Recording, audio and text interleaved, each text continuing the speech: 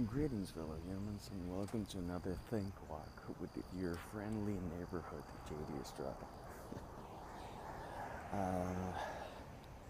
In the search for topics, a good friend of mine, Katya Lipnitskaya, actually had a suggestion uh, talking about how you walk through your doubts and fears. In part, Think Walk, the idea for Think Walk comes from last year, where 2015 was a rough year, and there were a lot of doubts and fears. And I'm human, so there are a lot of doubts and fears. So it's par for the course to have to go through that. In regards to fear, there's various things that where fear is a factor. Um, the most recent example is moving to Atlanta. Of course, there's in that simple equation there are different types of fears. Fear of the unknown, fear of moving, fear of being worth the effort or proving people right. I've moved to Atlanta because I received a job opportunity, and uh,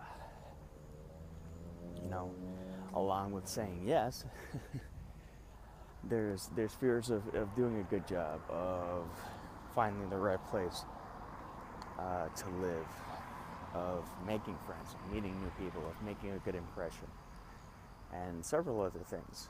It's all new, it's all fresh, and there's a lot of fear.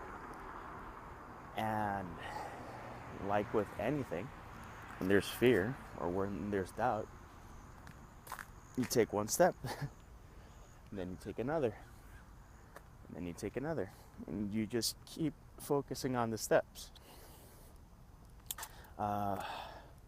A blog post I wrote, or maybe a tweet, something like that, mentioned that in most places, to reach the horizon, you have to walk or traverse about 26 miles at the most because of the curve of the earth. So 26 miles, although a fairly admirable and intense distance, is actually very doable, and it's actually very walkable. So when you put things in perspective, that helps. In regards to me, I had to take the step of saying yes and of organizing myself, and trust me, there's a lot of fear in moving big semi truck. Moving from one place to another is a scary ordeal, and it takes a lot of effort. Luckily, I've had the support of my wife. I have the support of my friends and family. I've had a lot of support overall, and that's key. But you don't always get the support. I think sometimes you just have to go. You have to walk. You have to take steps. As an indie writer, there are a lot of days that it's a rough go, because you have to do everything. You have to put every single ounce of effort. And I've been very, very, am I gonna say cautious? I've been stubborn to not do traditional advertising, to not invest $1 in Facebook and other things, because I know I can get a lot of visibility, but I like to get visibility by word of mouth and just grow organically, rather than invest and have that be the reason that my writing gets noticed.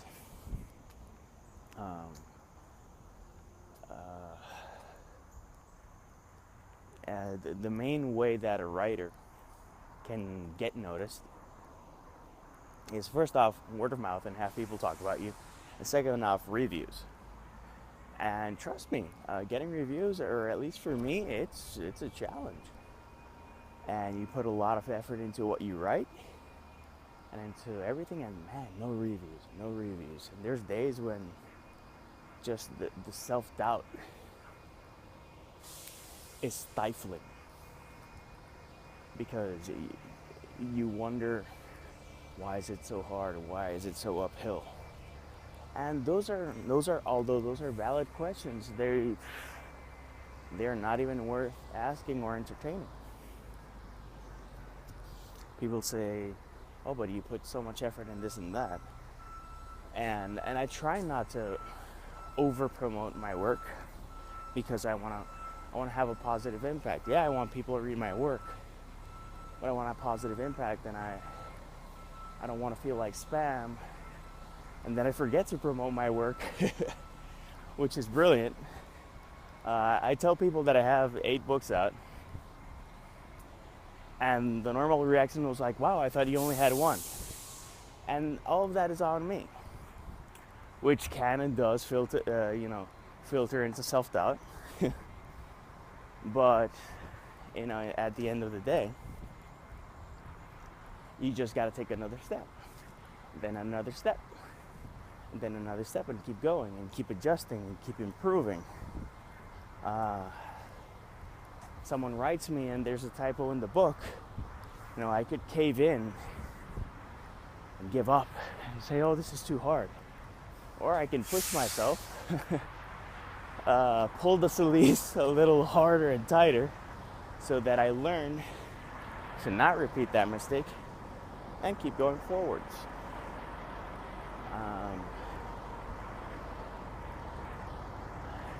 I think a lot of that also, and knowing your limits, that's also very important. Fear, people say, oh, you gotta go through fear. Fear is actually a good thing. Adrenaline can and will help you out in dire situations. But fear is also sometimes, not always, but sometimes the voice of reason saying, wow, maybe it's not a good idea to do this or that. The challenge is to know when to listen to fear, which is about, 20% of the time. The other 80%, it's just looking for comfort. Just looking for the easier route, the one that doesn't hurt, the one that doesn't worry you, the one where you're not guaranteed, but you have a really good idea what the results are. Which is fine, but at least for me, it's not good enough. It's not good enough to conform, to limit myself, and limit what I can do in life, just to be comfy.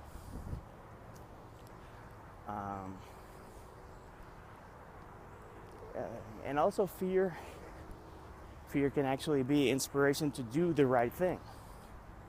I'm afraid of getting sick. I'm afraid of getting injured. So I walk in the morning. That I record a podcast while walking. That's another $20. But I walk, I exercise, I drink water, I drink tea, I eat fruits, I eat vegetables. Because I've seen the effects of not taking care of yourself. Is any of this a guarantee that I'm gonna be, super healthy all the time, all of my life? No. I'm well aware that in life there are no guarantees. And a lot of times people need that guarantee. It's like, oh, well, but can you guarantee it? Is there insurance? Is there something we can do to ensure 100% that that's going to be the scenario? Well, life will always have a percent of error, and stuff can just happen. Every day stuff happens that you have no control over, that you have no idea why it happened. But what's the other option? Living inside your home like a recluse? I'm not saying it's not an option. I'm saying it's an option, but one that I really, really, really am not interested in exploring. But yeah, in 2011, I injured my back. People ask me, oh, was it surfing? Was it doing some righteous move? Was it doing what happened? Expecting this epic proportion of a story. And the fact of the matter is that I went to Isabela to watch a bodyboarding contest from the APB tour. By the way, they performed awesome, and those guys always go out, really, whatever the condition, just humble and really talented athletes. But that's besides the point. What happened was that I had been watching the contest for about an hour and a half. I saw some friends. I got up. I went to say hi. And then when I went back, the area where I had been sitting in, the sand was compacted. So instead of semi-cushiony sand, it was pretty solid. Like an idiot, I don't sit down normally. I basically toss myself on the sand. I land on my coccyx, which in and of itself is bad. But as soon as I hit, I feel pain I had never felt before. And the thing is that it started getting worse and worse and worse and worse. And I just couldn't move. And I was basically crawling on the floor. People had to think that I was high or drunk or something because no one helped me. It took me about 2 minutes just to get on my feet. 2 minutes to get on my feet. And, fight through the pain and get on my feet. Get on my feet. And always make sure that the crossing signal is active. Because even if I'm doing this podcast, I'm also keeping an eye out because I want to be safe. Okay, going back to the story. My back seized up on me completely. Got up, talked to the event organizer, say, I got hurt and I need help. Some people might say I'm a nice guy. I do my best to be a nice guy, to do my mom proud. And that's a high possibility that I'm a nice guy. But I'm also a very proud guy. And to have to ask for help in that situation was embarrassing. And not only that, it scared the hell out of me because I'm not one to need to ask for help. I can do it on my own. So finally get up, talk to the event organizers, call up my wife, tell her, don't worry, everything's okay. But then I tell her what happened. And I was basically almost fully on the other side of the island. So it took her like 2 hours to get there, 2 or 3 hours to get there. Go back, because they wanted to take me to a hospital, but I didn't know which hospital. I didn't know where that hospital was. I would have gone to the hospital, but I had no idea where they were going to take me. And GPS in Puerto Rico is, let's say it's not accurate. So it would have been, I was thinking, even through the pain, that wasn't the best option, and I had to push through. So I hold on, and I push through the pain for about 3 hours. My wife and my brother get there. They see me smiling. They're like, what the hell happened? Aren't you injured? And I'm like, oh no, I'm hurt. But I'm not going to be in a bad mood about it. And they're like, okay. So let's go to the car. And they're like, yeah, come on. And I'm like, okay, I need help to get up, to stand up from a sitting position in a chair on my 2 feet. And they're like, okay. And when they see me pushing with all my might to stand up, and there's different types of crying. I wasn't blinking, I wasn't sobbing, tears just ran out of my eyes. From the pain and the exertion, it took me to stand up. Finally stand up.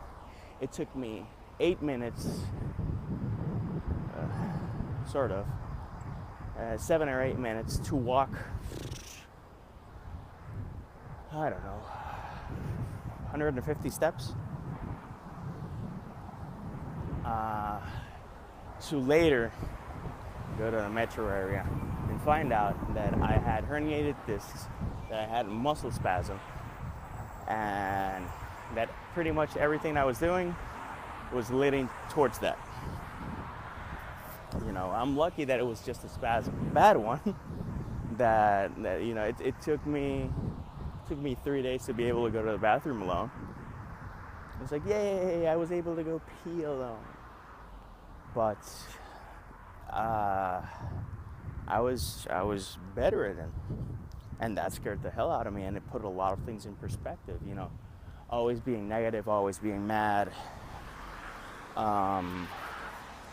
Decisions I was taking in my life, working past the point of exhaustion, sitting down, and having those habits while going to surf, while going to bodyboard. And all I say is, I'm just, I wonder what would have happened if that injury would have happened while I was surfing. I could have drowned. And that's fear. And the fear of not being able to be my best, to walk around, scared the hell out of me. So cleaner eating, exercise, and I stretch every night. My stretching exercises are like 15 to 20 minutes every single night, yoga poses and whatnot. Because fear in that instance has helped me to make the best decisions. But the fear about what people will think about what I write, you think that it's not there. People say, oh, you've published so much stuff, and you publish what you want, and all of that is true. But there is fear, and there is self-doubt. But I still do it, and I still push through. Because I know that fear is not the good type of fear. It's not the fear that will help me get to where I need to get. It is the limiting fear versus the empowering or protecting fear. It's just fear. It's being afraid of taking off on a wave because, it's big. Even though it's perfect, even though the conditions are lined up and you can have the ride of your life. Sometimes you gotta push through that fear and go for it, do it. Some decisions I've made in my books. I've been expecting hate mail for a long time, and I'm surprised and relieved I haven't gotten hate mail. But hey, it is what it is. But key decisions in what I write, in my poetry, in my stories, my novels. I do have that voice saying, are you sure this is a good idea? And then I have the other voice saying, I'm not sure if it's a good idea, but it's what we want to say. And that's the voice that I pay attention to. Because if someone likes or dislikes what I write, that's out of the realm of my control. I can only write the best work that I can and be as true as I can to my vision. And at every step of the way, I at least have my conscience at ease that that's the case, that I'm always being true to myself, that I'm not writing something because I think it will sell, that I'm not avoiding topics because I don't want to ruffle feathers. Sometimes you got to ruffle feathers.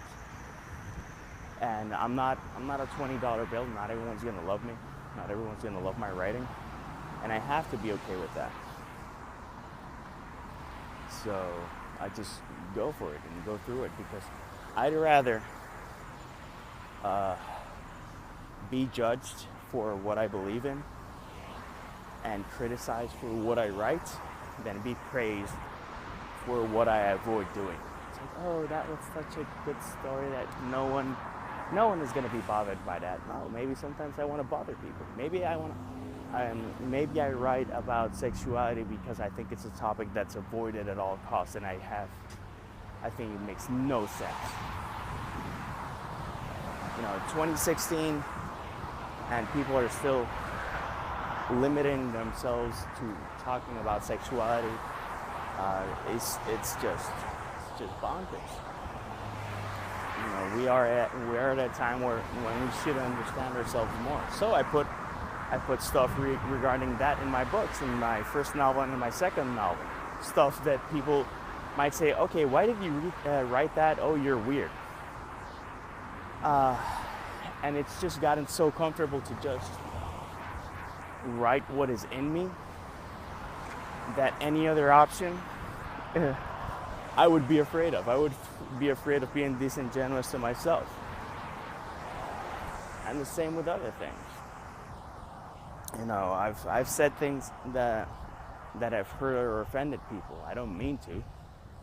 I'm way past that point in life where I say things that are purposely hurtful to people. It's not saying that I won't ever do it again, but I've been offered a lot of opportunities, and I don't take it because I think it's a cheap shot.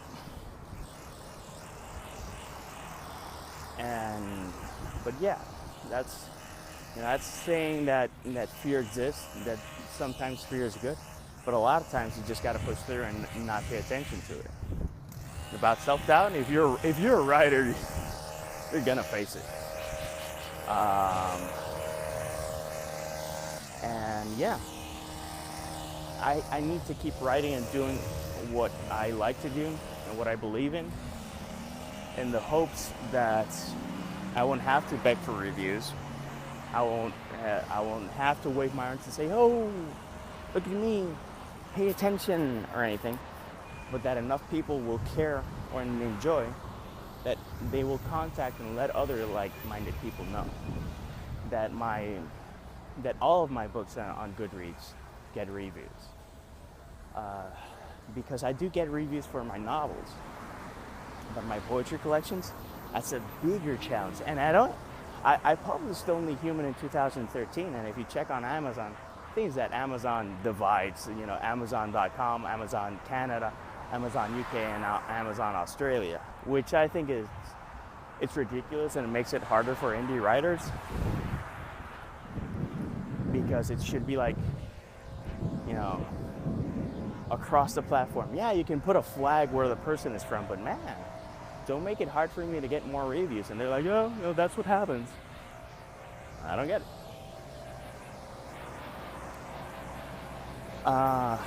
But in seeing that the Daydreams on the Sherbet Shore have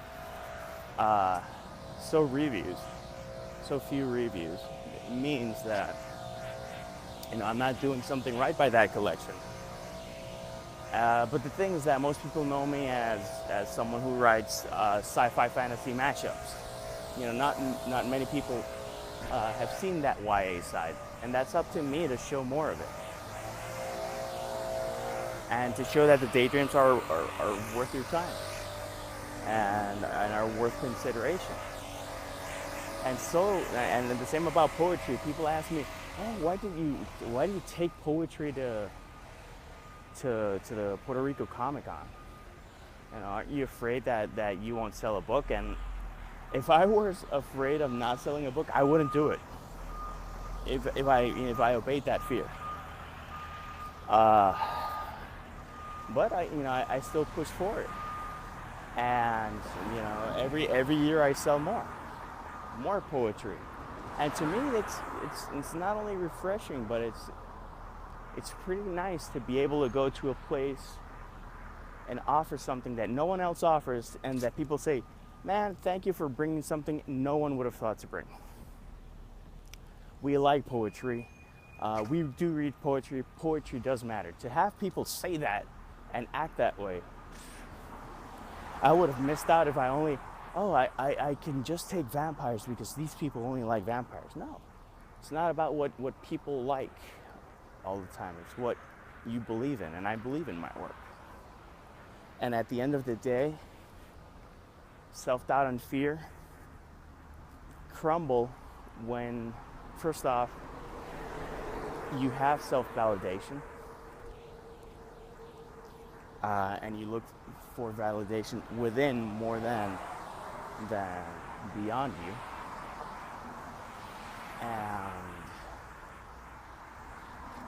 And when you just do what you believe in and what you love. I love poetry. I love writing poetry. I love challenging myself. And people tell me it shows that you enjoy it and that you believe in it, because what you write is, it's different. And again, I enjoy being different. And all this, and I also think it's been a lot of effort. And people say, "Oh, how does it feel like to be successful?" And I always ask, what do you define as success? Because if success is sustainability, that I can live off my writing, then I'm a huge failure. There's no way I can live off my writing. If success is having written something that someone believes in, that resonates with someone, that you have people that invest their time in you, then I'm a huge success. I have, a couple dozen people who believe in me that way. And that's wonderful. And all of that, I think it goes to show that if you have fear and you have self-doubt, it's good to face it. It's good to conquer it, because if I hadn't, I would have missed out on meeting so many wonderful friends, so many people that have impacted my life, so many incredible humans that offer me examples of how to conquer fear, of how to be brave, of how to keep going forwards. I know so many people who offered so many wonderful examples. And just because I didn't give in to fear.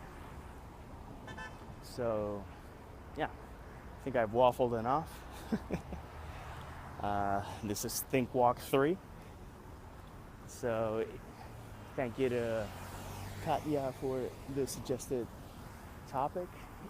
I hope you like this. And if you have any other topic, by all means, let people know. And if you like what I do, please click like and subscribe. Check out my YouTube channel, check out my Instagram, check out Facebook. I do different stuff in every forum because I don't believe in doing the same thing in every place. And this is something different, and this is something very particular. And just to know that people enjoy it, that's worth conquering any fear and any self-doubt.